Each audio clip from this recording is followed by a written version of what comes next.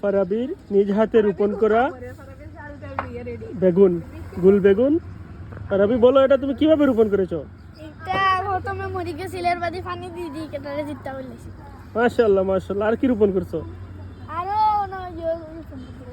রসুন গাছ করেছি, এখন রসুন গাছ উঠে গেছে।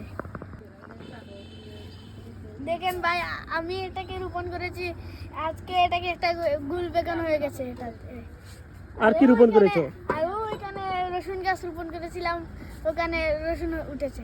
তোমার রসুন গাছ কোথায়?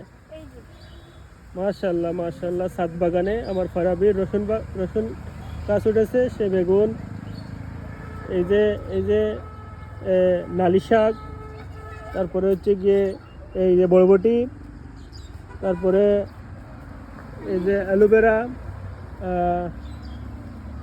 আর কি ফুলার গাছ আমার ফারাবির নিজের হাতের। মাশাআল্লাহ, অনেক সুন্দর। এটা তুমি কি কি চাষ করছো? মরিচ নাকি? হ্যাঁ হ্যাঁ, এটা মরিচ মাশাআল্লাহ, মরিচ ধরেছে। ধরছে। কি দেখি এটা কি মরিচ? ফুট মরিচ। মরিচ, মাশাআল্লাহ মাশাআল্লাহ। আর কি ফারাবি? এই যে কাঁচা মরিচ ছিল। কাঁচা মরিচ, হ্যাঁ সুন্দর হয়েছে, অনেক সুন্দর। ফারাবি কি গাছ এটা? লং গাছ। হ্যাঁ, এটা কিভাবে রোপণ করছো? এটা টবের মধ্যে?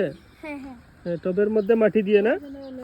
মাশাআল্লাহ মাশাআল্লাহ। এই যে ছাদের মধ্যে আমার ফারাবির নিজের হাতের অনেকগুলো গাছ। তারপরে এই যে তার বিশাল বাগান, এখানে অনেক রকমের ইয়ে আছে। এটা হচ্ছে তার স্পেশাল বেগুন। আর এই যে সব কিছু অনেক সুন্দর।